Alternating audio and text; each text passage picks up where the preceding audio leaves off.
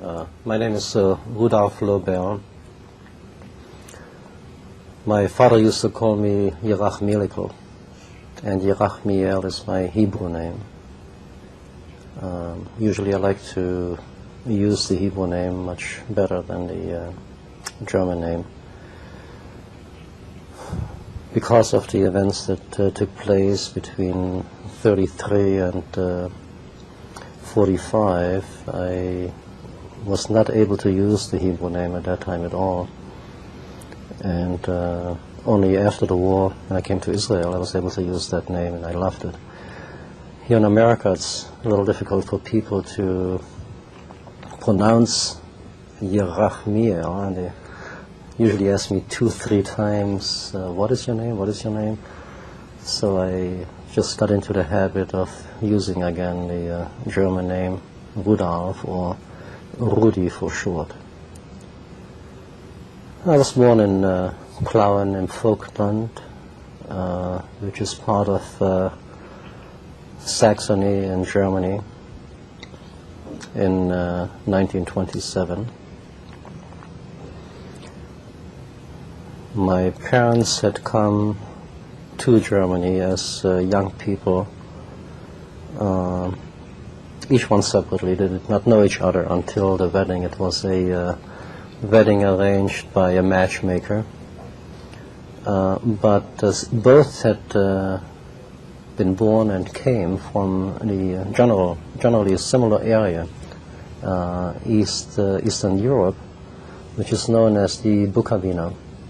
My mother was from Kittiv, and my father also from that general area. I think the grandparents also separately had the same idea, and that was to immigrate to America. And when they came to Germany, and at that time apparently it was a democracy, but in any event it was a pleasant place for Jewish people to be. They decided, instead of emigrating to America, to just remain in Germany. Father's family in Hamburg and mother's family in Leipzig. Later, then, when they got married, they decided to settle in Plauen, which is roughly about 70 miles or so from Leipzig. When I started school in 1933, it was also the year that Hitler came to power. I noticed the change, even as a little child like this. I noticed change not only 1933, but even the year preceding it. The impressions that I got was that very often on the street there were street fights between the fascists and the communists. And this is not only children, these were adults, either young adults and sometimes adults involved as well. They would use clubs, chains, crowbars, whatever they could get their hands on. And they would gather, like on one end of the street, one group and the other group on the other end. And they would hurl insults at each other, communists and fascists, and eventually they would have these physical fights that usually ended in bloodshed, until the police came and separated them. I also recall the months preceding this seizure of power by Hitler. Many of our neighbors would have the flag hanging out. Some would have the communist flag, and some would have the swastika, the Nazi flag hanging out. And the day of the takeover, all the communist flag disappeared. The SR and SS would go around arresting all those who had the communist flag hanging out. Some were beaten up in front of their families. Some were taken to prison. most of them were returned after some indoctrination. And even as a little child, I was surprised to see the large percentage of people who just a little while earlier were sworn communists with a communist flag hanging out their window. We are now hanging out a tremendous and oversized swastika flag to show their allegiance to the Nazis. And many of them really became verbrannte, fervent Nazis.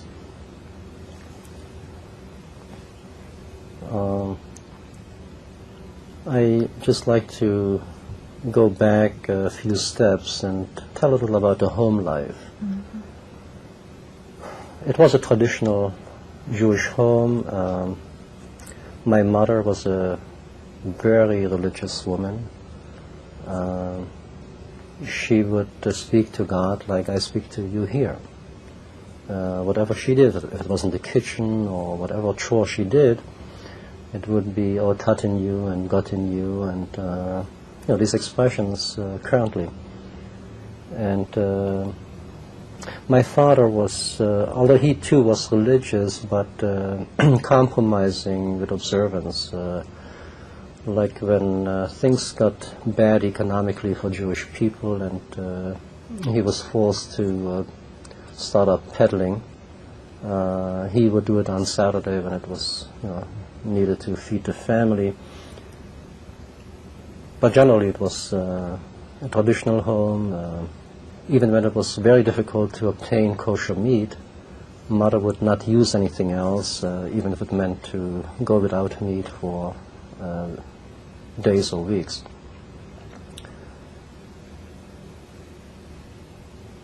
Okay, now going back to to the time when I started school as a 6-year-old. Yes, it was the time when Hitler had come to power, and it was evident not only on the streets with seeing the many swastikas and all the parades of the Nazis. They were very fond of parading through the streets, any and all occasions. At the school also, the swastika was displayed very prominently. Each morning was almost like a drill type of appeal, where all the children and teachers gathered in the courtyard around the pole with the swastika. A square was formed, and they were singing the German hymn and some other Nazi songs, and the principal, who, by the way, very shortly after the takeover, came to school dressed in his SR uniform very, very often. What I also remember is that at a very young age they started to indoctrinate the children with the racial theories, the Aryans and the non-Aryans and so forth. And one time after one of those classes, some of the children ganged up on me and a friend of mine who was also Jewish, Greenberg. They ganged up on us at the exit of the school, and they sort of formed like a circle blocking the exit and calling us Sau Jude and all sorts of expressions like this. And they were moving closer toward us. And instinctively, I just moved toward one of these boys, about my height, my age, and beat him up as best as I could. And the others sort of were stunned by this attack, and while they were stunned, Greenberg and I, just broke through and ran away, and we reached my home safely, because we lived just about 2 blocks from the school grounds. Then there was another incident where a boy who was actually 2 years older, a boy in my class who actually was 2 years older because he was kept behind. He did not graduate twice, did not make the grade, so he was kept behind. He was starting up with me about, the incident was also after one of those racial classes. They were discussing if I'm a voll Jude or halbe Jude or viertel Jude, which means, full Jew, half or quarter. And I proudly said, I am a full Jew, And then he said something like, just wait after school, I'm going to beat you up or something. So I said, okay, when and where do you want to meet? So anyway, we arranged to meet in a certain alley at a certain time in the afternoon, because I knew I'm not going to have any peace and quiet until the thing is settled. I was very much scared to go because he was much taller and much stronger than I was. I went anyway, and I got a good beating, but I think I also inflicted some pain on him, because after this he let me alone, and also Greenberg. They sort of laid off. It would also pop up in class sometimes, and a teacher would make some remarks about Jews and other, what they considered racially inferior races.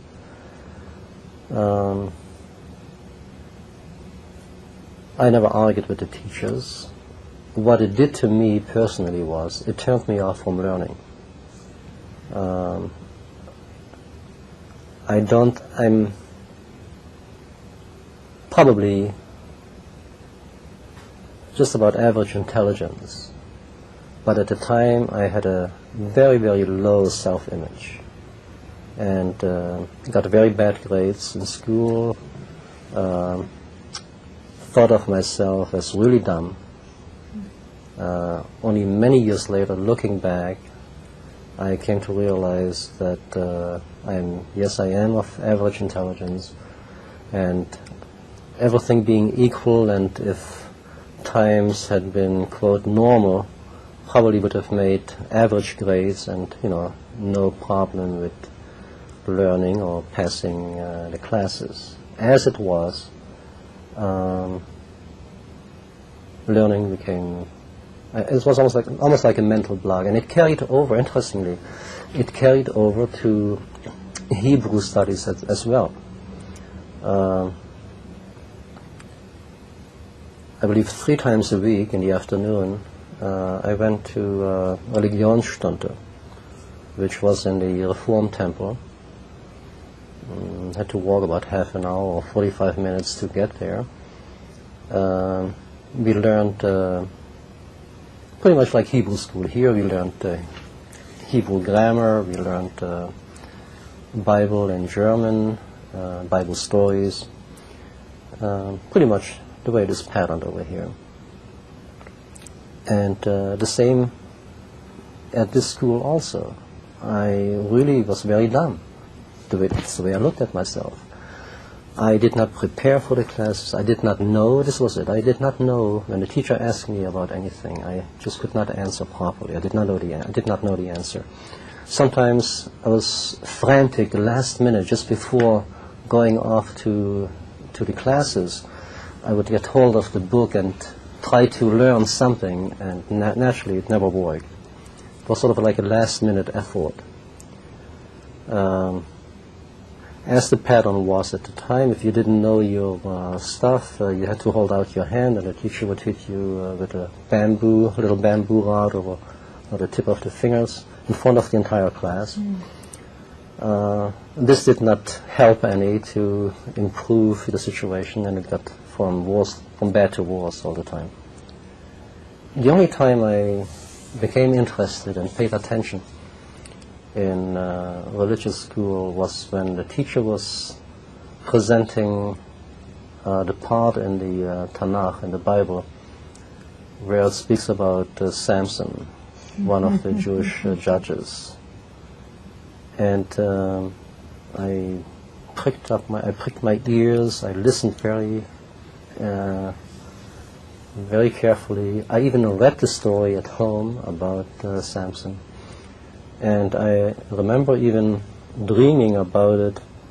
This was puppy love. I was in love with a little girl my age in the same class. Her name was Thea Klausner.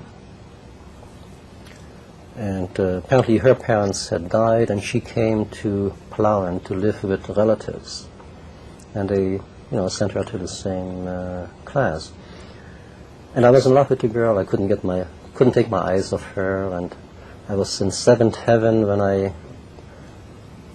was able to walk her partly home. Sometimes I was timing to pass by her house to go to school about the same time. But I was terribly shy and hardly ever dared to speak to her. It was just, looking from afar.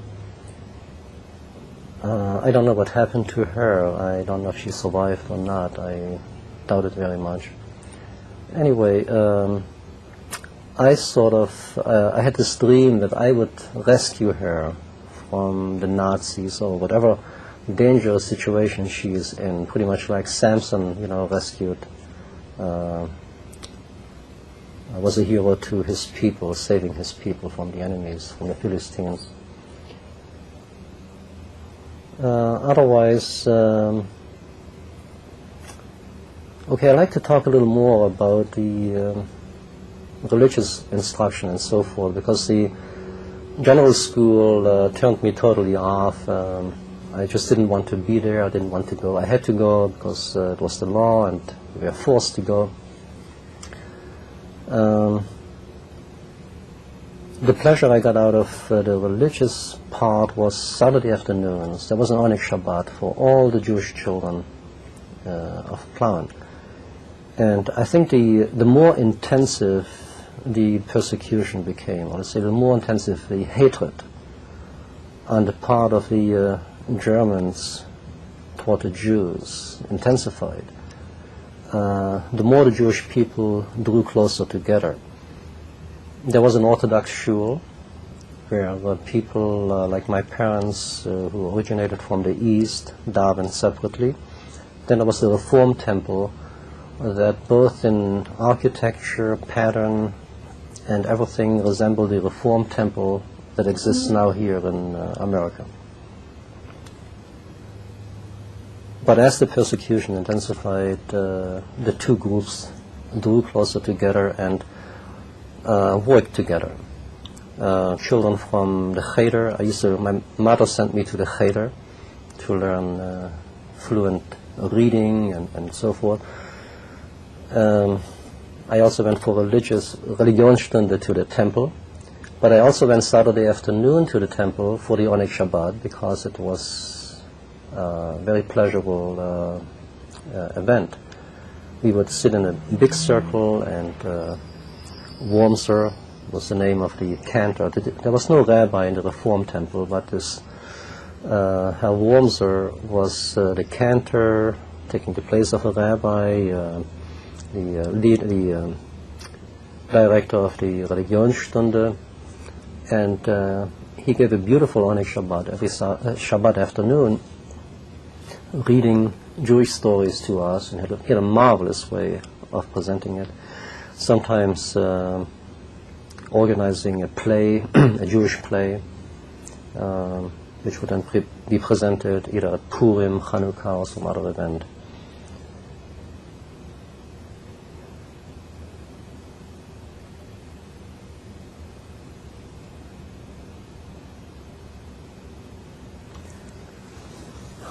I think the event that sticks out mostly in my mind is probably the 10th of November 1938. I was ready to go to school that morning, or was preparing to go to school, when it was pounding on the front door, and there was a fear. We did not want to open the front door. We realized something unusual is going to happen. My father eventually opened the door, and there were two Gestapo, dressed in civilian, two Gestapo men who were quite polite,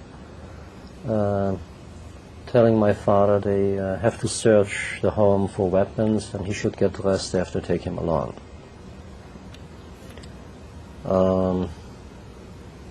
They looked through some drawers or whatever it was. They knew my father did not have weapons. He was not a violent man. He was a business person, and they probably also knew that he does not have weapons. I think my father knew the people because they sort of had, which to me came across almost like a familiar conversation. And they took him to the city prison. We didn't know where they took him at the time, but we found out later that they took him to the prison.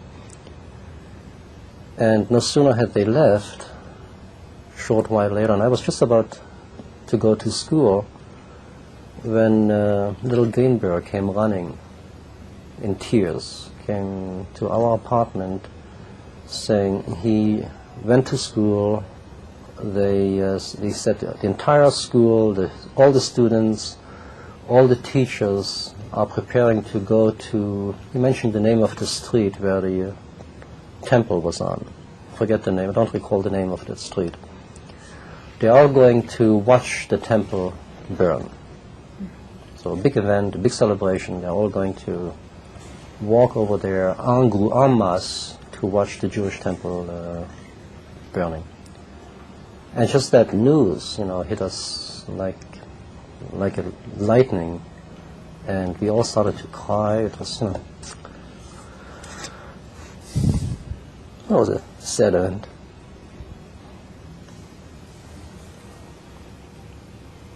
Okay. Obviously, it played a very important role in your life, and you speak of it with a great deal of love. Yeah.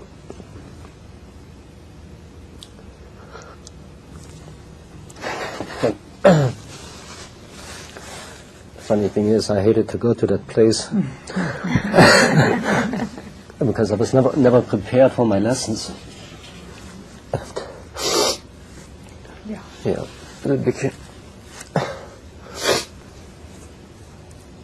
It was terrible news.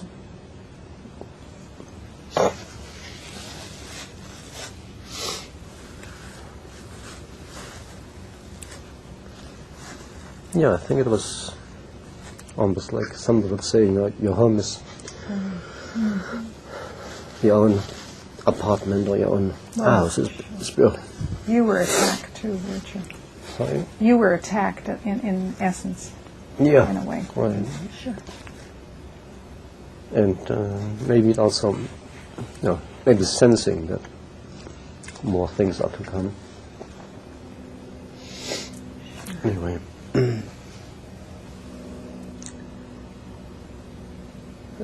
I think my mother then told him to go home to his parents because they may be worried about him.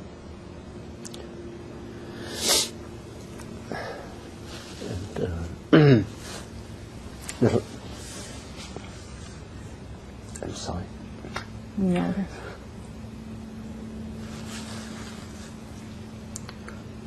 You're dealing with a lot of very painful material. It must hurt every time you think of it.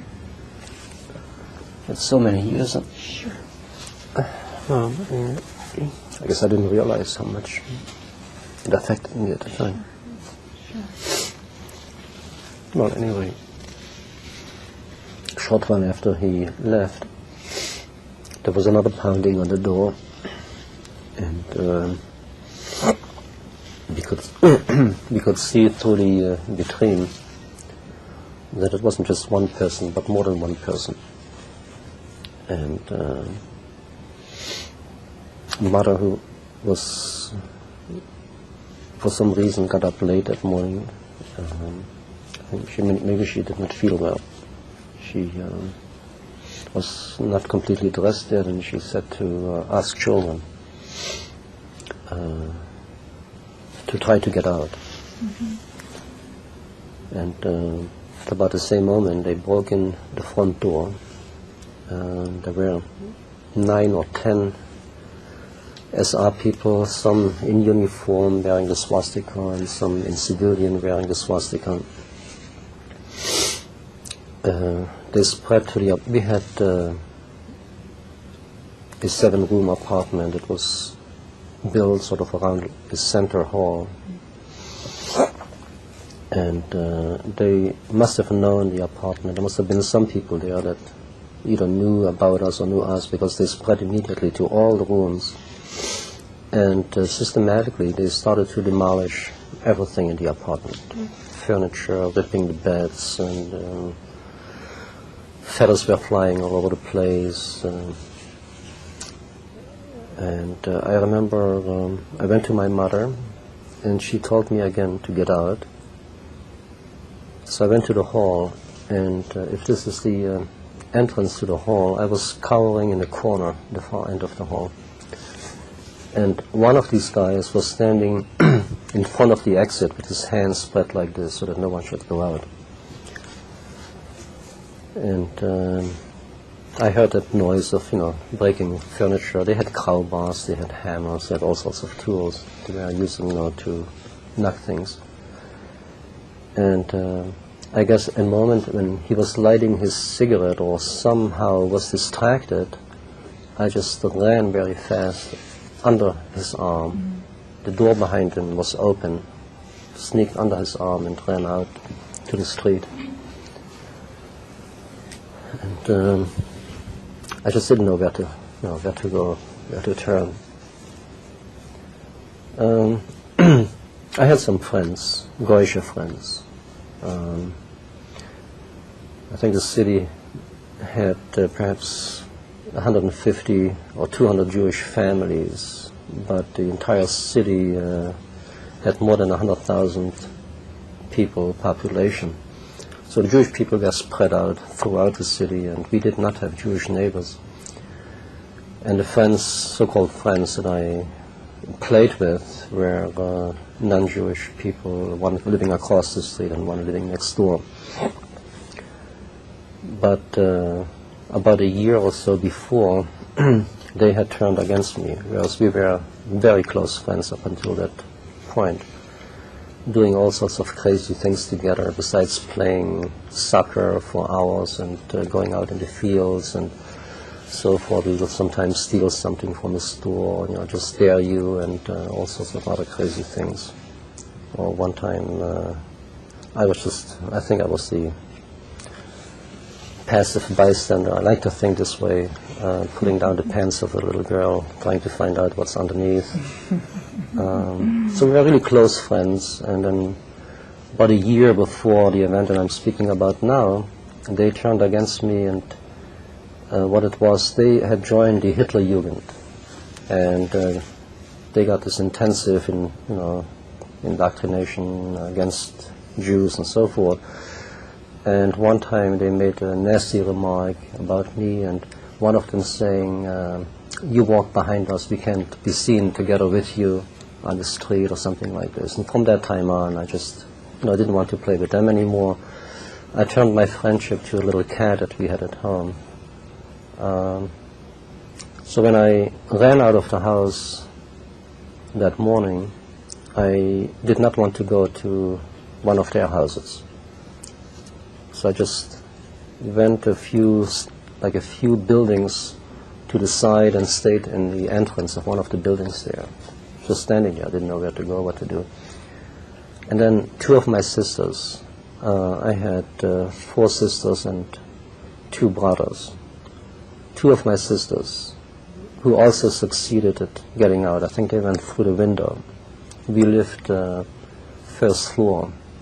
And they just, jumped down from there, and passing by the door where I was, I just joined them. And Mina went to one of her girlfriends that she knew from school, who was already married, lived several blocks away. So we went to that place. The husband of this young woman was a band leader of the Nazi party, and she said, you can stay here during the day, but you have to leave before he comes home. Apparently he was, a member of the Nazi party and was not supposed to find Jews in his house. He had, in one of his rooms, he had a corner that was pretty much like Catholics have sometimes with a saint and a shrine for Hitler in one of the corners with his pictures and decorations around it and the whole bit. So mid-afternoon or late afternoon, I don't remember, we left that place. She was a fairly decent kind. She gave us a little snack and something to drink, and we didn't know what to expect. We went back home. We approached the house very cautiously. I was sent as a pioneer to find out, because I was the youngest, and they figured, a young child, they're going to bother less than young adults. So I slowly made my way, to the house, in the main entrance, to the door, and found that everything was in shambles. So I just reported back to my sisters, what it is like. We went in. Again, we didn't know if someone was hiding or whatever. Luckily, no one was in there. What we did was we took some furniture that were halfway intact, put it against we took one room, put the furniture against the door, some other furniture against the window, because there was an incident a few months earlier where someone had thrown a rock through the window and it almost killed my sister. She was sleeping in bed at night. So we put furniture against the window as well. And so we sort of barricaded ourselves inside that room and spent the night there. We did not know where the mother was, where the other relatives, where the rest of the family was. The oldest brother, Yitzhak, now he uses the name David, was lucky enough to get a certificate to go to Israel a few months before this event. And he still lives in Israel, has a family now, is married, has grandchildren. But didn't know where the other brother was. I didn't know where the mother and the other sisters were. And we didn't know where father was. By that time, we didn't know. We got news a day or two later. We got notice from the police that we can bring some food to father in prison. Food was a problem because they had destroyed just about anything that was edible, just like they destroyed the furniture. We had very little money. As you know, the bank accounts of all Jewish people had been closed, confiscated. Well, just little money that was available. We bought whatever we could. I think milk and a certain type of bread, cracker, or cookie. I don't remember what it was. It was the staple for the time that we stayed in this apartment this way. But whatever we had, we shared with father, and I was sent to take it to prison. I got to see him once during those 2 weeks. Generally it was just leave it here, we take it in. Father was taken to Buchenwald from the prison for no crime, no rhyme or reason whatsoever, other than that he was Jewish. About a week or 10 days after the 10th of November, we received a postal card from my mother, posted in Antwerp, in Belgium. And in it she says that she will give us further instructions, whom and what to visit.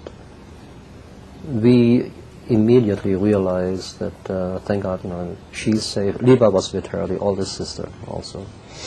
And we also knew that she would do everything possible to make us join her somehow. And she did. She raised whatever she could to get enough money together to pay for a smuggler to take us across the border from Germany to Belgium. So a few days later, we received another either postal card or letter, and she had to write everything in a covered way because we knew that the Nazis check all mail. In one of these correspondences, she said we should travel to Köln, and she gave a certain address to contact a certain person there. It was an address of a garage. We stopped over in Leipzig, where some of the relatives lived, and they were sort of living like pretty much underground like we did. They gave us a little money to get to Köln. And I remember when we got to Köln, we went to this garage, but it was too late in the day already and they had closed. So we had to spend the night in Köln. And I remember just wandering the streets and then passing by a certain place.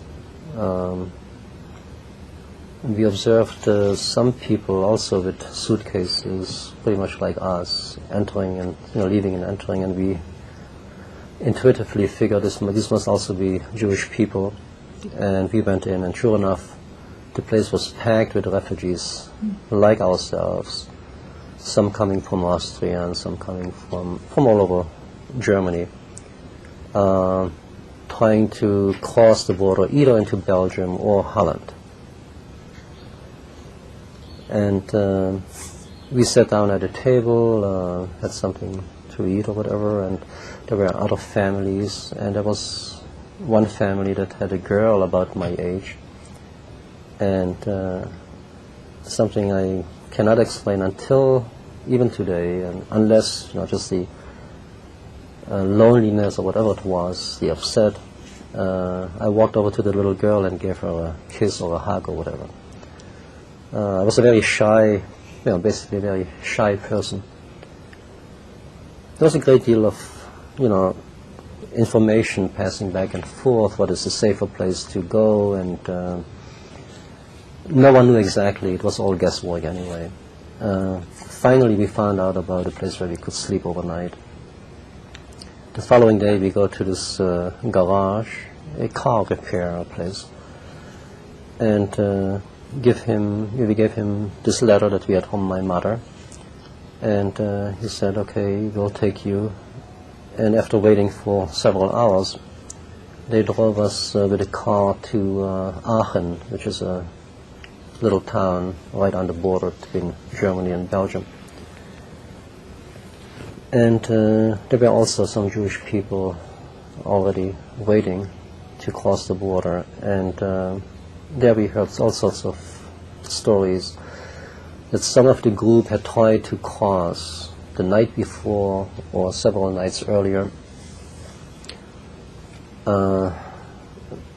just walking. They were trying to go to Belgium, but in reality they were just walking in circles around in the woods, didn't know their way. And since it was late November, a lot of rain, and it was muddy, and they had great deal of difficulty. A smuggler was supposed to come and take us across the border, and everybody was like on spilkes, already. Is he going to come? Is he not going to come? And is the group going to be too large or whatever? And there was one family with a little child, a baby. Eventually he did show up, and the German guard, at that time, they let Jewish people leave as long as they didn't take any money along or anything that was against the law. They allowed Jewish people to leave. And the most you could take with you was 10 marks. And I remember that some people had a lot more money. Others, like, I as a child, I didn't have any at all, or maybe just a mark or two.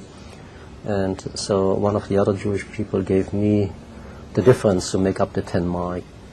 And all the rest the Germans just confiscated. And the smuggler eventually, he did show up late in the evening. And we started to walk. It turned out to be a 6-hour hike at night, going through woods and fields and creeks, sometimes along steep precipices. Luckily, the smuggler knew where he was going. He sometimes even cut barbed wire to get across.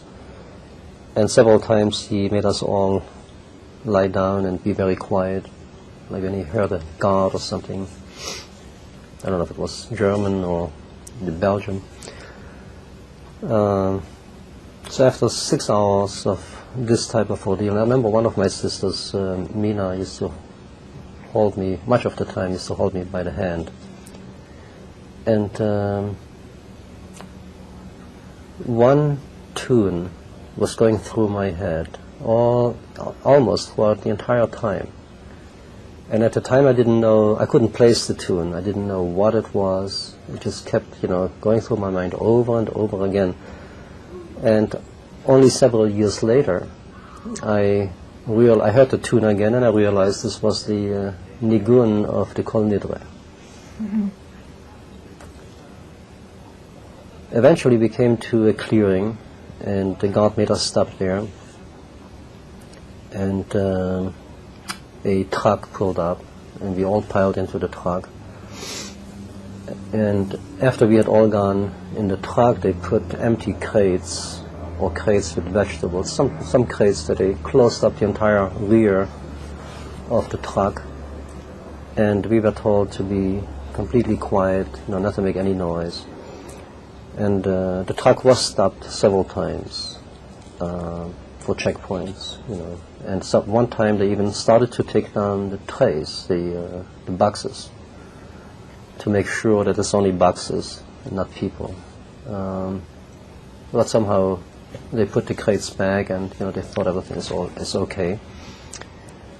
I believe the law that the Belgians had at the time was that if someone is already inside a city, he's not being sent back.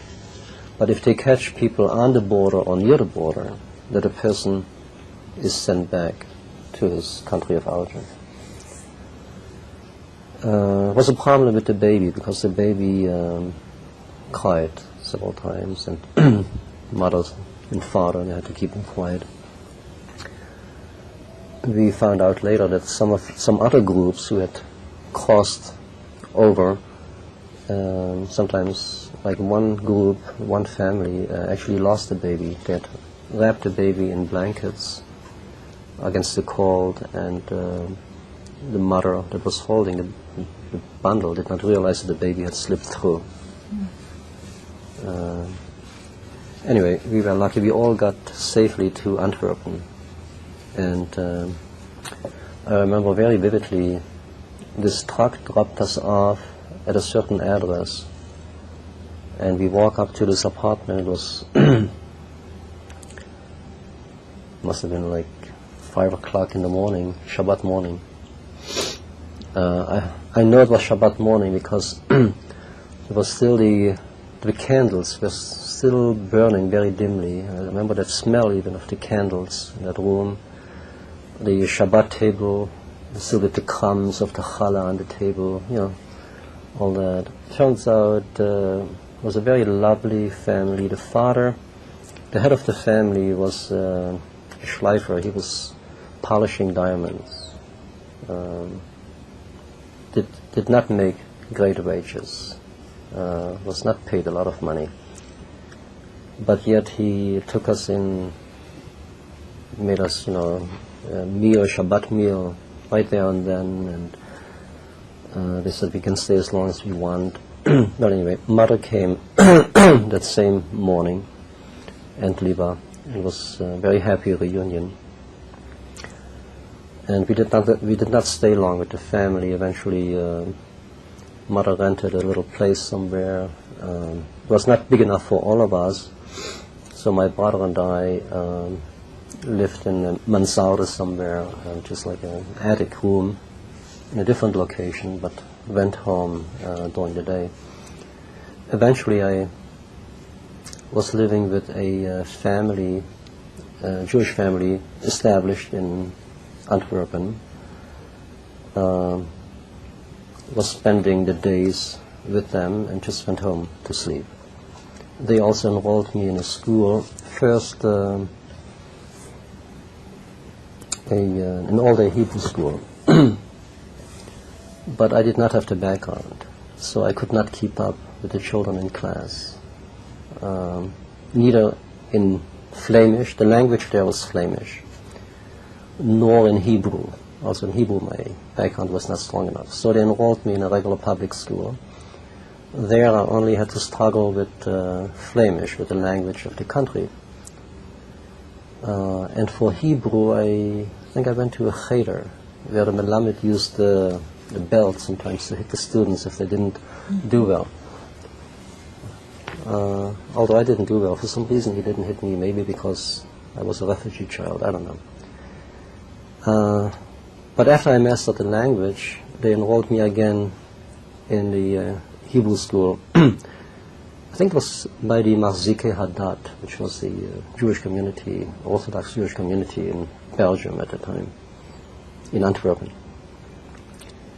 And I started to pick up a little bit. I was never, even then, I was not a great student. But one thing I was interested in, and these were comics, particularly the comic part about the Superman. There was the great vogue at the time. I remember I put together pennies to be able to buy the weekly edition of that comic. I even got it together in book form. I think I had 3 or 4 books already bound together of these comic strips.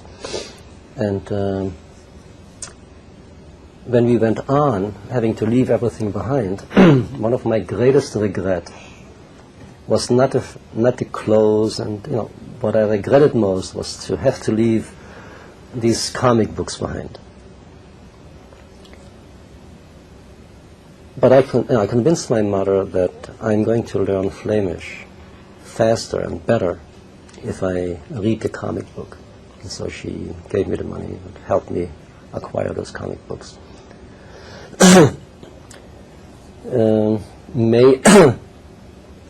January of 1940 was the time that I became a bar mitzvah.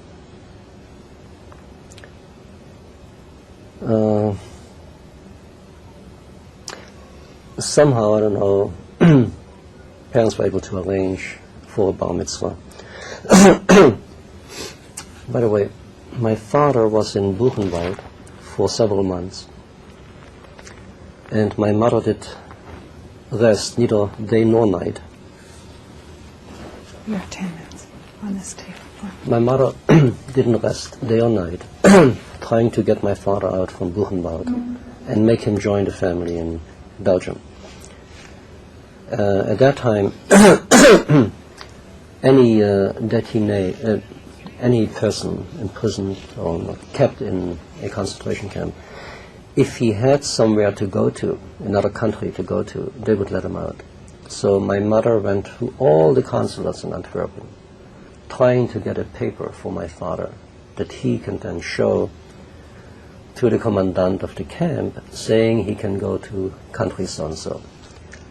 Finally, some South American consulate, I don't remember the name, who it was, or what country it was, he just took pity on my mother. She had come so often and begging so hard, he said to her, "Look, I'm going to give you the visa, but you cannot use it. Now, your husband cannot go to this country, but you tell me you only needed to get him out of camp. I'll give you the paper." And he did.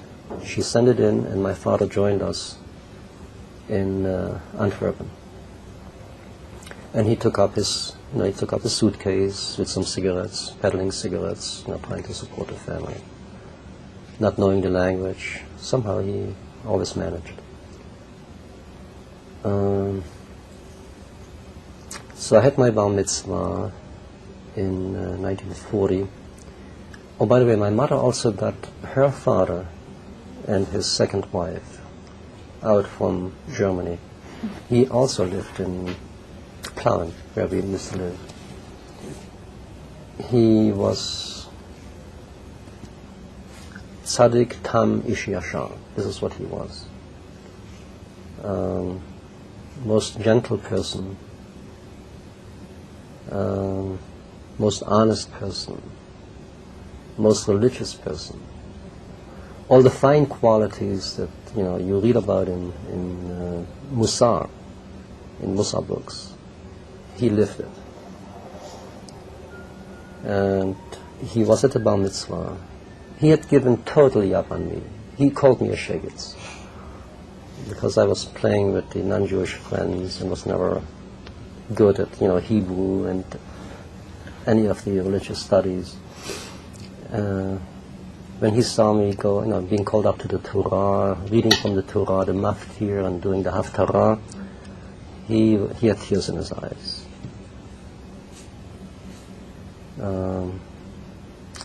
That was sort of the last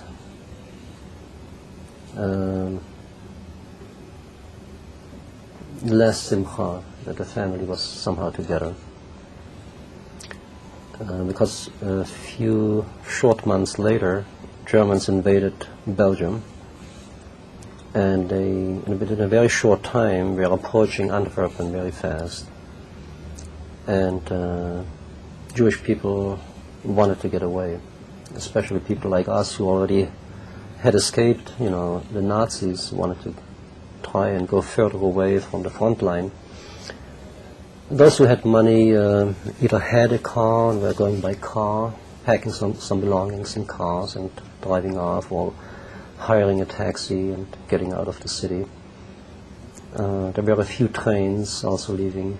Somehow, Father found out about a train that is going to leave at a certain time, and that we should get on this train. He was urging everyone to pack and leave. My mother was hesitant. She went to my grandfather, and I went along. She took me along, trying to persuade my grandfather, Yaakov Yehuda Steinbrecher was his name, to come along with us. And he said, I can't anymore.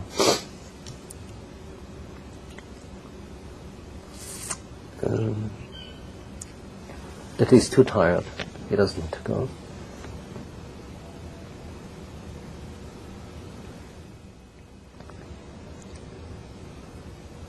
Why don't we take our break now? Okay. Grandfather Yaakov Yehuda decided not to go. He was too tired, did not want to run again. So the whole family went on this train, and it was the last train that left Antwerp before the Germans entered it. And a journey that normally takes 6-7 hours from Antwerp to where we finally wound up in southern France took 7 days. And that is because often German planes would attack the train would stop, we would all spread into the fields on the side of the train, and they would dive down with their planes and shoot at point blank at all the people. And on the train were all civilians, like our family. It was not a military train in any way. As a matter of fact, the very last unit on the train was occupied by nuns. And until this day, I cannot figure out why they ran away from the Germans. Anyway, sometimes the bridge was down somewhere and the train had to retrace its step and try another way. One time the train collided with another train. And that is, by the way, that last compartment, last part was almost totally crushed where the nuns were in during that collision. After the 7 days, we arrived in southern France, Saint-Étienne, and from there we were taken to a little village by the name of La Roque. We didn't know French, by the way. The only one that knew some high school French was my oldest sister, who had learned it at school. And I learned quickly some of the expressions like du pain, de l'eau, bread and water. In that little village, La Roque, which, by the way, toward the end of the German occupation, became the center for Jewish underground resistance. That little village, La Roque. And from La Roque, we walked for about an hour or so to a little hamlet, even further removed from that village. There were about 3 farms in that area. In one of the old dilapidated buildings there, we moved in, and the amazing thing was, although Mother did not know the language, with one of the women, one of these farmer women, somehow she was able to communicate and even establish a friendship. They would exchange little things, and that woman sometimes would come with some corn or some other, food. We, the children, would help the farmers in their chores. I went to school there. It was a one-room schoolhouse for children of all ages. The teacher was quite understanding. By the way, parents had told me, say that you are from Belgium. Don't mention Germany. Somehow he found out that, I speak German, and so he knew a little bit of German. Once in a while would make me speak a little. He wanted to brush up on his German. The children generally looked at me like some oddity or someone from a different planet, because I walked around mostly with shorts, and they were dressed like the French farm children were dressed. I made friends with a girl my age, also from that hamlet, and we walked back and forth to school each day. She was guarding the cows after school, and sometimes I went with her and just admired the way the dogs obeyed her. Like she would be somewhere in the field, and the 2 dogs, with listening to several commands, would gather together the cows or spread them out or take them from one area to another. By the way, they did not speak French in that area. They spoke a patois. It was like a different language. But I learned a little bit French, worked with the farmers in the fields. Occasionally I would ride with a bicycle to the next city, small city, I think it was Saint-Étienne, to buy some things that Mother wanted that she could not get in La Roque. A short while later, the gendarmerie came to take us all to a camp. They just said that we cannot stay here because we are not citizens, we are Germans, and France is at war with Germany, and therefore we have to be interned. But the mother and father said, but we are Jews and we are persecuted by the Germans, and nothing helped. I was sick, I had a fever, cold of some sort, and so they were good or kind enough to let mother and me stay behind. But all my sisters were taken, my father also, were taken to Gurs. It's one of the big camps.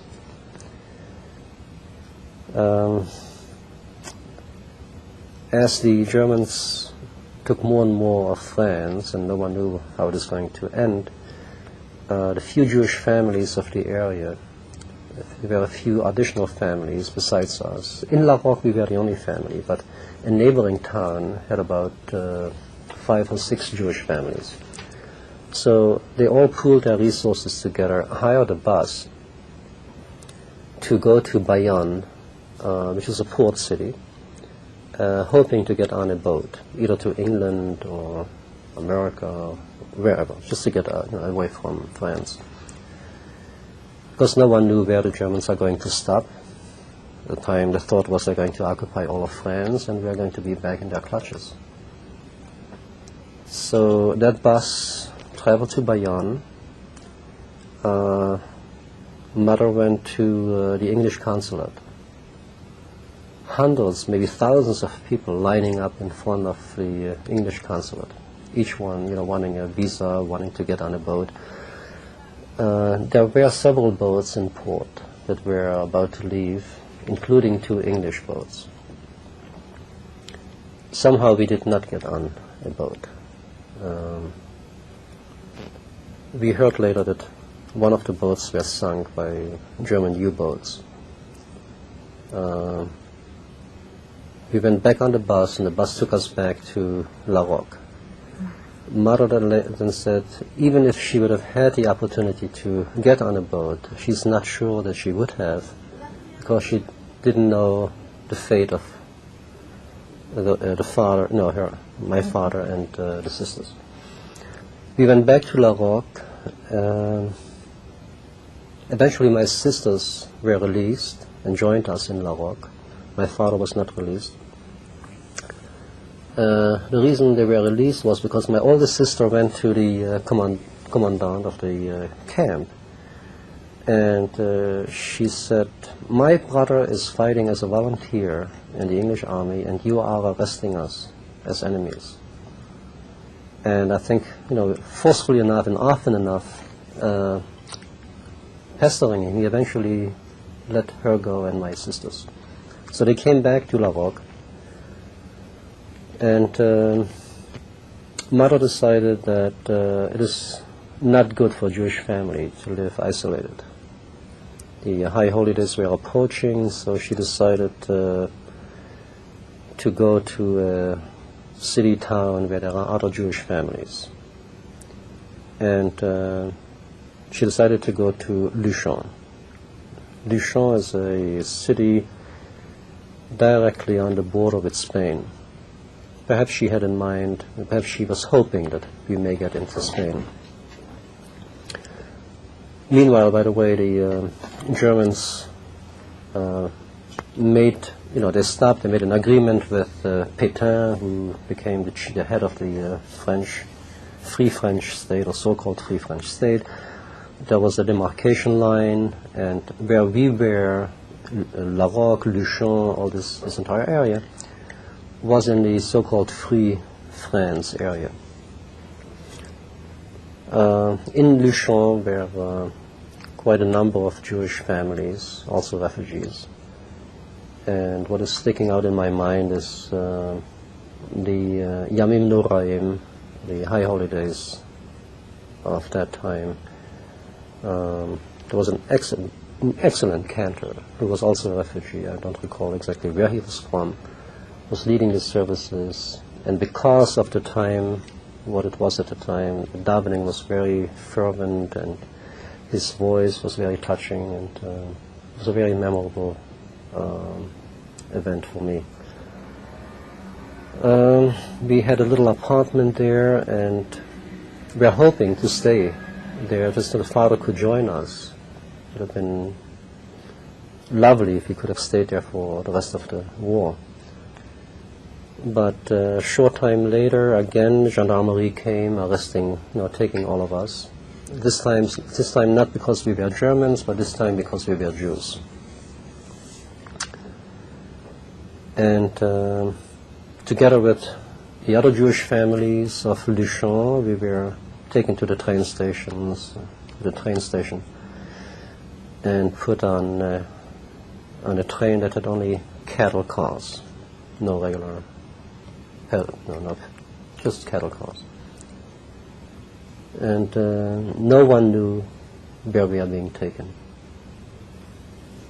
There was, the gendarmes surrounded the train, and some of them then also were on the train with their guns. And what is standing out in my mind, as a child, certain things that hit you that are so memorable, is this one young couple. They were always standing near a little window where you could see the landscape. And they were very much in love, which was so obvious. And they often would hug and kiss, and almost like being oblivious, to all that is going on around them. The train stopped at night. It was a rainy night. We didn't know where we were, and everybody was made to leave the train, standing there in the rain. They took some luggage. They said, some old people can go on the truck. And they did take a few old people on trucks.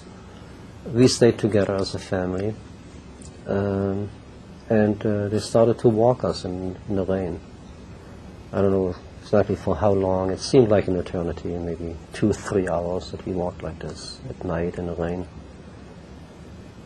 And we got to camp.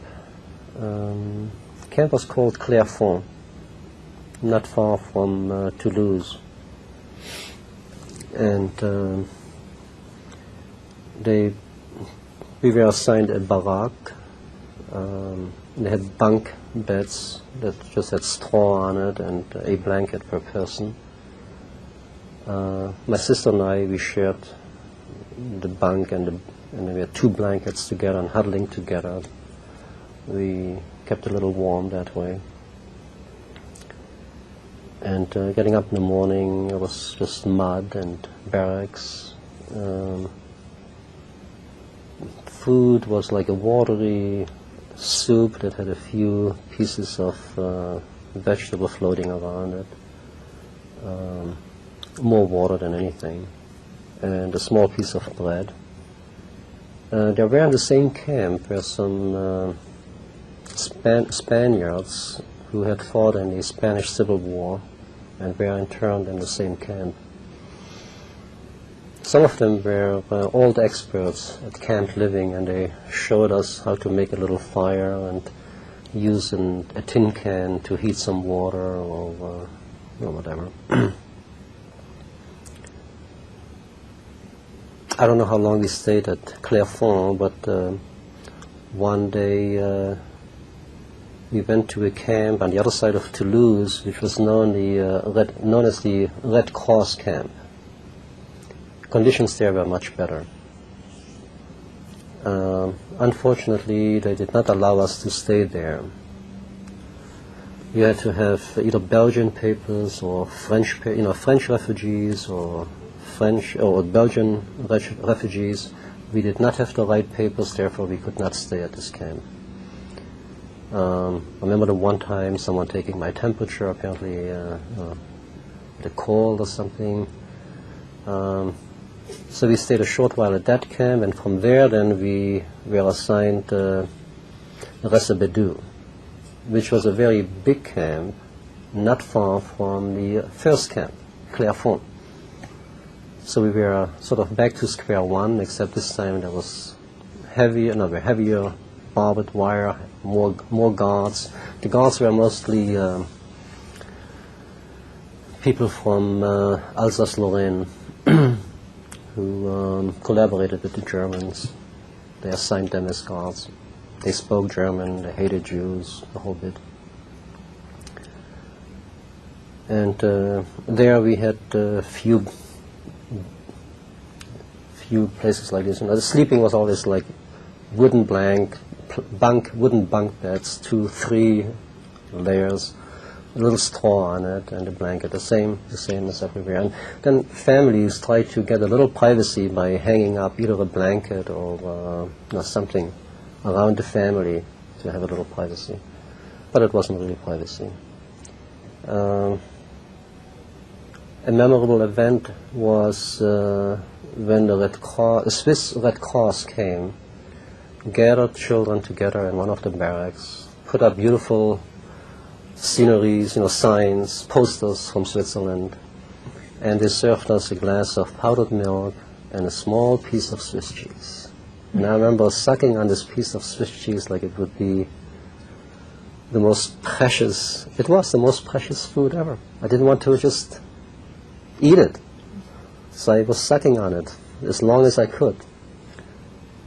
The other times it was, just that watery syrup with a few pieces of vegetable floating on the top, and that was it, and a little bread.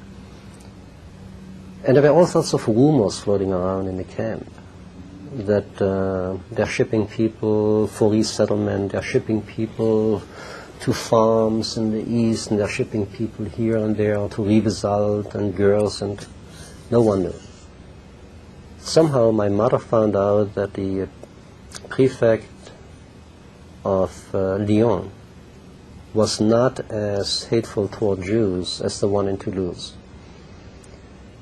And somehow she managed to scrape together a little money, charged my oldest sister and me to get out of camp, go to the train station in Toulouse and catch a train to Lyon.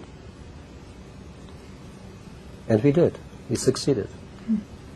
We got under the barbed wire when the guard was going, in a certain direction. Made our way to the train station, took a train to Toulouse. We arrived in Toulouse. I remember it was also a rainy day in the afternoon. We leave the train station, we walked the streets, and we didn't know where to go. That was the sister, by the way, that spoke a little French. So she said, well, let's try the Heilsarmee. What is it in English again?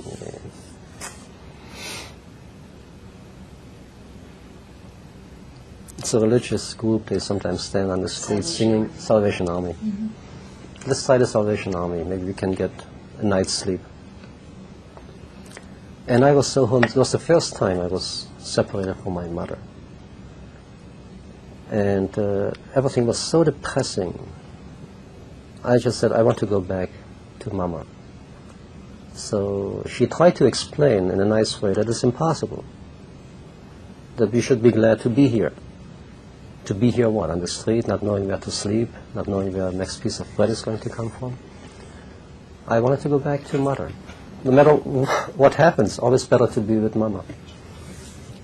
And stubborn I was, probably still am. I stopped right in the middle of the street. She looks at me, she says, come. And she continues to walk. And I let her go. I let her go on. I turned around, walked back to the train station. Walked up to the ticket window, and the few words of French that I knew, I said, I'm lost, I have to go back to my mother. Where's your mother? In Toulouse. He calls a gendarme. The gendarme takes me to the trains, to the station director, and they start the questioning. Who's your sister? What's your name? How does she look? What is she wearing? They're going to look for her. And instinctively or by intuition, I gave wrong information. I didn't want her to get into trouble. I figured I am a child. Whatever they do with me, they do. I didn't want to implicate my sister. So I gave all, wrong description. And there was a waiting period, hours and hours. They're searching for my sister. And I kept asking, am I going to go back to my mother? Evening came, late evening, a gendarme took me to a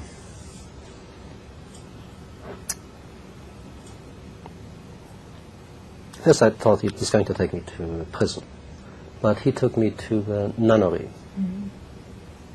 And they gave me a little daisa, whatever it is, something to eat. And then they assigned me a room somewhere in the attic, a tiny room, a little bed, big crucifix, and I was scared. I was so scared, all by myself in that little room. I guess from exhaustion I fell asleep. Following morning, a gendarme again comes, picks me up again, takes me to the train station. And all the time I kept asking, am I going to see my mother? And either he made believe he didn't understand, didn't know, just not a word. Took the tram, took me back to the train station. A Red Cross sister took me from Lyon to Toulouse on the train. That was an event in itself. She was flirting with some men there on the train, while I was sitting like a scared little mouse on my seat, not budging, and some man putting his hand on my arm, on my knee, and I didn't dare move, and the whole scene. Anyway, eventually we got to Toulouse. She takes me from Toulouse train station to the camp, Bedou, delivers me to my mother. And my mother I think it was a mixture of happiness to see me and scared, sad that I'm back. I should be in Lyon, I should be with my sister. And what happens with Liba? Where is she? I didn't know, because I didn't. Later I found out that Liba, yes, that she went to the Salvation Army. She got a night's sleep there. Eventually found the OSE, one of the Jewish organizations for refugees in Toulouse. I helped her find a little room and even work in a sack factory. And 2 weeks later, my mother says, I have to stay here, because two of my sisters were sick. One had an ear infection. The other one just snapped. She couldn't take all this. She became mentally ill. So mother said, I have to stay here. But you should not stay here. You should go back to Liba. And again, she gave me money for the fare, the same road again, this time again from camp to Toulouse, Toulouse to Lyon, and I joined my sister in Lyon.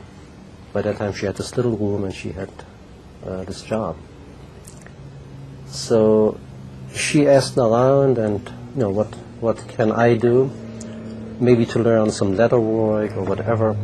One time at the Jewish committee, the woman there said to my sister, there's this man so-and-so who's renting a farm, and some young people go there, they will learn how to do farming, and it may be a safer place for your brother. So she asked me, and I said, I don't know. So the woman said, why don't you go there and see? If you like it, you can stay, or if not, you come back. So the name of the place is Taluyer. It's a small town, maybe 17 or 20 miles outside Lyon. Lyon. I take the bus, I come there, and the man introduces himself as Chameau, which means a camel. He was a leader of the Éclaireurs Israélites de France, the Jewish scout movement of France. And his full name is Frédéric Hamel. Born in Strasbourg, he was a professor of chemistry up until the war broke out. And he rented an old dilapidated farm. The building, the grounds, about 11 hectares, was totally in disrepair and overgrown. The fields totally overgrown. Everything had not been lived in and worked for many, many years. He signed a contract, he rented it for 5 years. At that time there was he, his wife, and 2 little children, plus 2 or 3 other young people who already started to repair things around the building. There was a man, I think it was from Austria. He spoke French with a very heavy Austrian accent. We all knew him as Bison. I think his name was Bison, but Bison in French is one of these steer-like animals, and everyone at that had a nickname in the movement. But anyway, I liked the guy because he was mixing cement and he was measuring this, measuring that. And I was very impressed by Chameau, by Yerahmiel, and the way he spoke, what he's going to do. And he spoke about hard work and all this, preparing eventually that we want to go to Eretz Israel, and this will be a Hafshara, like preparing for it. And right away he spoke up against the city life, and he spoke about the retour à la terre, Jewish people should go back to the earth, working the grounds, being farmers. I was impressed. The whole thing appealed to me, and I stayed on. I was the youngest of the group. We were between 20 and 40 young people. I was 14, the oldest 27. Chameau himself was 34, and we thought he's an old man. Mostly boys, but there were, I think, about 5 girls also. Some from Belgium, some from France, some from Germany, various places, all refugees. Various backgrounds. Some were from very Orthodox homes, some from very assimilated homes, being Jewish only by name, some with a degree of education, a very fine, advanced education like Chameau. There were a few young people who had skipped several classes, who were, like one was a genius in math. He and Chameau sometimes would have bouts about... We have barely 30 minutes left. I just wanted to let you know. Yeah. Okay. They would have. They would throw at each other questions in advanced mathematics, and each one had to come up with the answer, without using pencil and paper. And this went on sometimes for half an hour, back and forth. Another one was a genius in music. He could sing or whistle or play on an instrument, just about any piece of music, classical piece of music. This is Jacques, by the way, the one that was interviewed here on the Maariv not long ago. This is how I remember him mostly. His genius in music. But he was also a genius in getting some food. The farm did not produce anything edible until more than a year, because everything was in disrepair. The farmers of Taluyer would not give or sell us any food. Food was extremely scarce. He was a genius in changing coupons for cigarettes for food. He would go out, far away from the village, barter with the farmers, who all smoked, and tobacco was very scarce. Bartered these coupons, or sometimes even some other type of things that he could get hold of for some type of food. Several organizations were also helping, I think financially. The Jewish Committee, the OZE.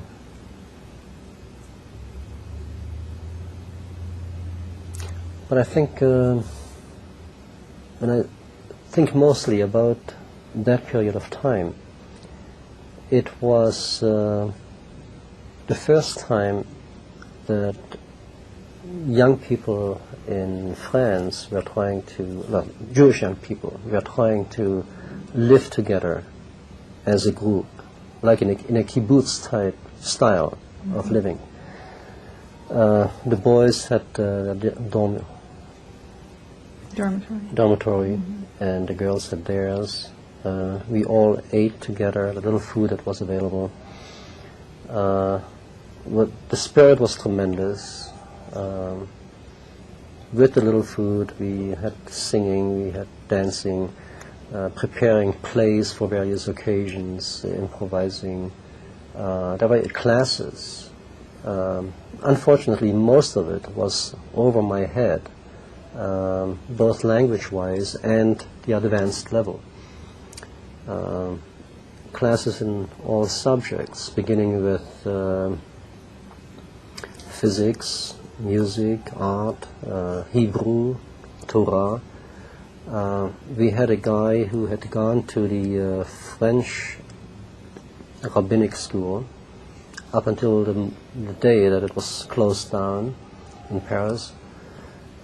We called him the Rabbi, young man who was knowledgeable in Hebrew, who had been a youth Zionist leader in Antwerp.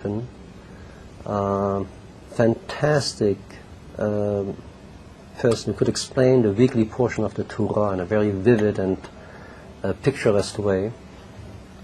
Often he and Shamol would have very profound discussions about Jewish subjects, Torahs, philosophy, Jewish philosophy, whatever came up.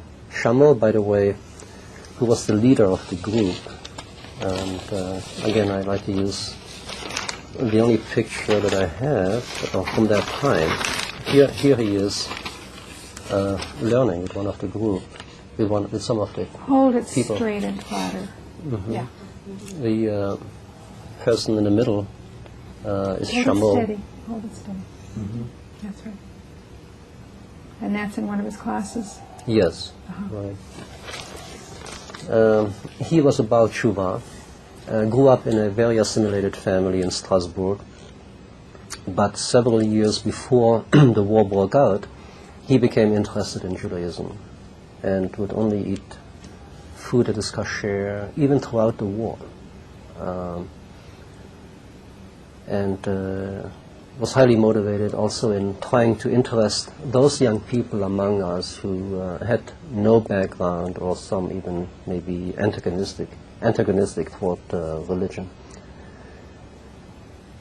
Some of the other things that come to mind from the group is tremendous spirit of wanting to volunteer, even some very dangerous assignments, because the group was part of the CCM, which was the underground movement against German occupation, to carry messages back and forth. Sometimes I participated in that, to prepare false identity papers, not only for the people in the group, but also for Jewish people in Lyon and other places, refugees who had no ID papers. As you know, the Germans at that time would make raffle. A raffle would be several trucks loaded with German soldiers and gendarmerie that collaborated with the Germans would surround several blocks, several city blocks, check every person's papers on the street, go from house to house, from apartment to apartment, searching every place, and every person would have to show identity papers. If he did not have the right identity papers, identifying him as a non-Jew, they would take him along, arrest him. And people that were arrested were sent to concentration camps. My father was arrested in one of these raffles. And so part of the activity of the group, particularly Shamol, was to prepare ID papers that would pass German inspection. At first, fairly good papers, or fairly good appearing papers, would be sufficient to save a person. Eventually, the Germans sometimes would call a city or town, say it says you were born in a certain city in Alsace-Lorraine, they would call up the city hall there to see if the person is registered in their books. So the papers eventually had to be tuned to a fine tuning where they would take the name and birthplace and all that from a person that actually had lived in one of these cities, either died or missing or whatever. One town, they found a secretary who was anti-German and cooperated with the CCM by arranging his books of the city, of the town where he lived. He was secretary of the city hall. He would arrange the books to include hundreds of people stating they lived or were born in that city, falsifying his books. That was rather the exception. Most French people, I would say about 50% of the citizens were friendly with Germans, collaborating, and another 50% who were anti-German, trying to help Jewish people. What helped us a great deal also was that one of the gendarmes in a nearby town would warn Chameau ahead of time before the Gestapo came for a search. The gendarmerie would be notified by the Gestapo the day before. He then in turn would notify Chameau, and for that day, whatever it took, we would all spread out into the fields or the woods, wait out till the Germans did their search, and then we would return to the farm. That went on several times. By the summer of 1942, Chameau one day took us all in a corner in one of the rooms, and in a whispering voice told us that he just found out through the CCM that the trains of Jewish people that are taken from the camps in France are actually being killed, that the people on those trains are actually being killed. Apparently, one of the underground attached himself to one of the trains and made his way back to France to find out what actually happens to these people. Because there were rumors at the time that the people are taken east for resettlement or working on farms and all sorts of things like this. So when that news came out, we were all terrified. And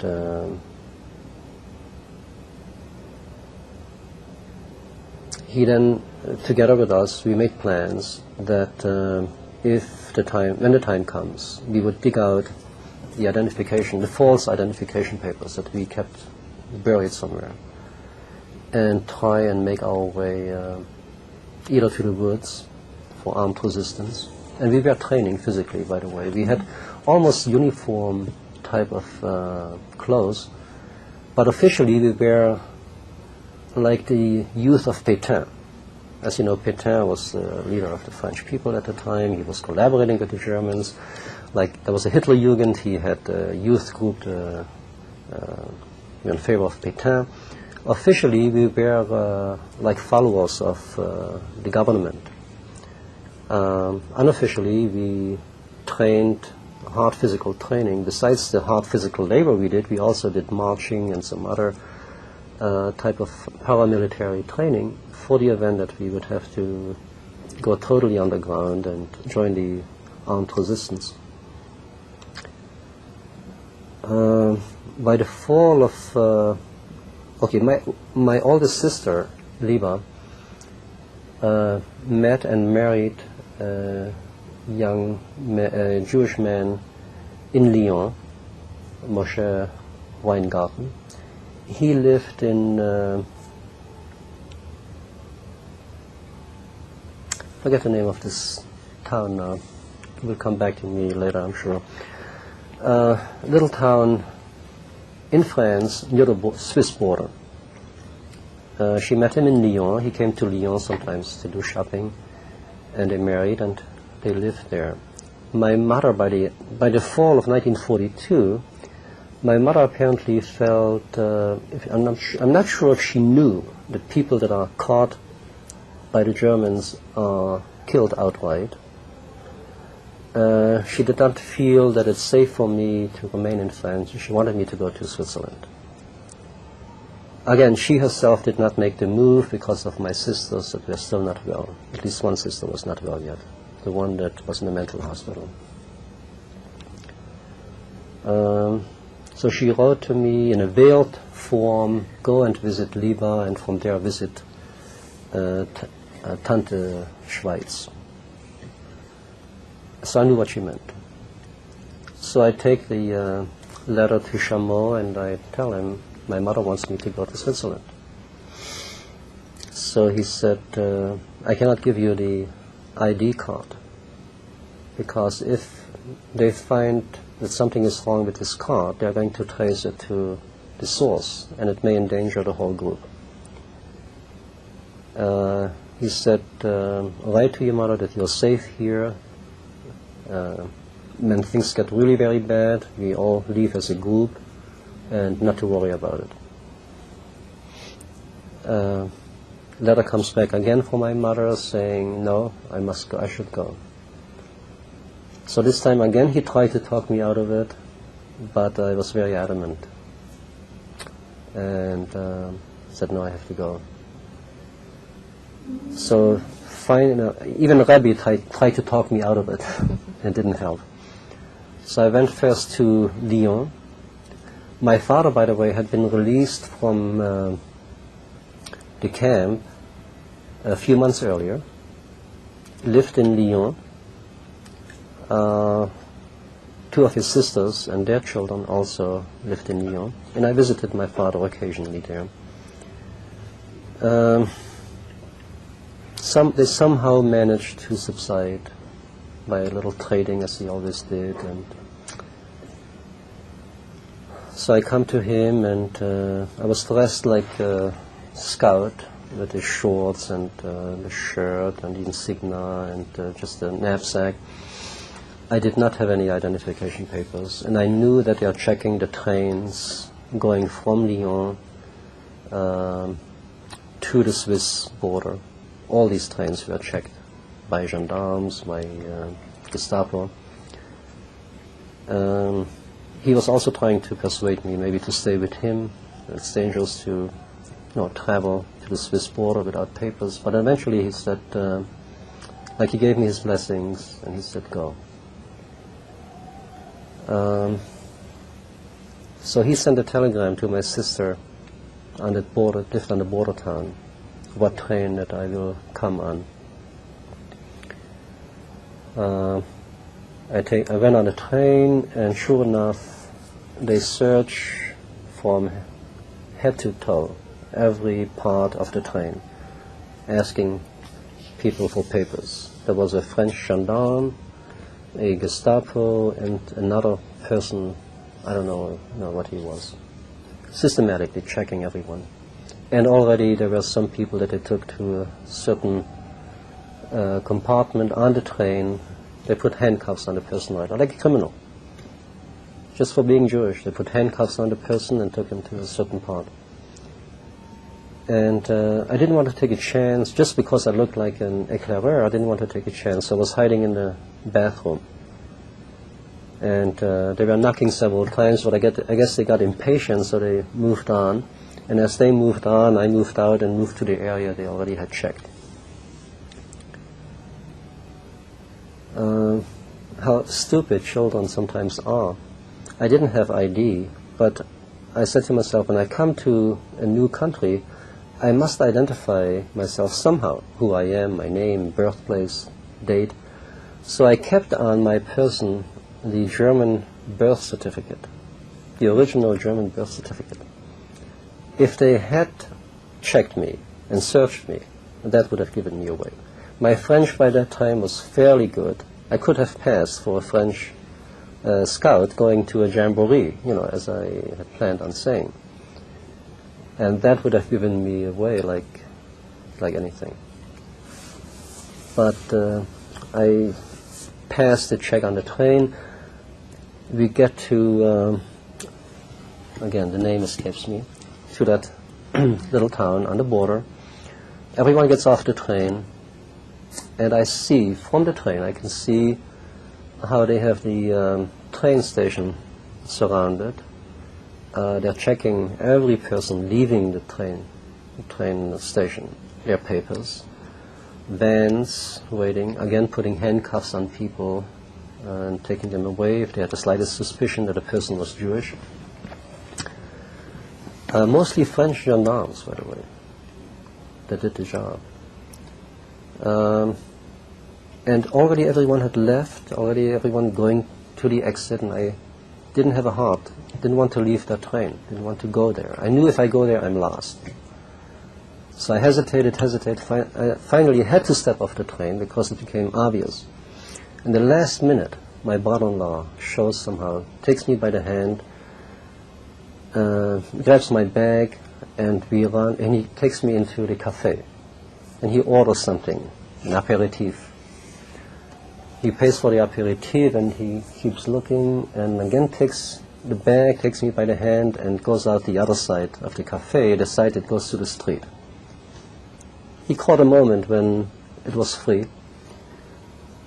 and he takes me home, and I was not allowed to leave his apartment for 10 days solid, day or night, because in that town they were checking constantly. They knew that Jewish people were trying to get across the border. By that time the German policy was no longer that any Jew who wants to leave can leave, or was able to leave should leave. They arrested people, they wanted the people. They wanted their money, they wanted their hair, they wanted their whatever. They didn't want people to leave. And so Moshe said, don't you dare set foot outside. And I became tremendously restless, because I was used to being out in the field, doing hard physical work. It was the biggest torture for me, was to be, locked inside. You finally got to Switzerland. I'm trying to get really to the end of your story and the fact that you did get to Switzerland. We have 10 minutes left. Mm-hmm. Right. Eventually, Moshe hired a smuggler to take me across into Switzerland. The smuggler was a fraud. He had promised to take me to Geneva, but took me to the border, not even across the border. By the way, there were other 2 young people that he also took across. I'm not sure how they got in touch with the smuggler. I never found out how they came to this point. The Swiss at the time had a policy of allowing people to stay that are under the age of 16 or over the age 60. The other 2 young men that went with me were older. They were above 16. I was yet under 16. The smuggler took us like half a mile from before the border. He explained to us, he said, see, there's this road here that goes along the border, and the patrols travel back and forth. He says, lay here on the grass till 3 o'clock in the morning, and when you hear the church chime three times, he said, get up and just take your shoes off. Don't make any noise. Go across the road when there's no patrol, and then you're in Switzerland. So we laid there in the cold, freezing, till 3 o'clock in the morning, took off our shoes, get across that road, and step right into barbed wire. Something he had not warned us about. Then we had to make our way across the little river yet, and then walked across a field in the direction that he had indicated. And when we got to a road again, we figured, well, now we are in Switzerland, we can put our shoes on, we are safe. We put our shoes on and we start marching in direction Geneva. And a little while later, someone was blinking with a flashlight, making a sign for us to stop. So a soldier pulls up with his gun, and he looked just like a German Jäger. I thought, my God, we fell into a trap. And the first question we asked is, are you Swiss? And he doesn't say anything. And after a long pause, he said, come with me. Okay, it turns out that we were in Switzerland, and he took us to the station, asked each one name, age, birth date, and the whole bit. He calls his superiors in Geneva, and then he said to me, you can stay, you too, you have to go back. So we all start to cry. And I said, if you take them back, I'm going with them. This was the sense of community and communal living. It was so deeply instilled in me by living with the group for almost 2 years. I really would not have, I would have felt like I would abandon them by separating from them. I really would have gone back with them. And he was really, must have been a very good-natured guy, because he said, I'll take you to the border.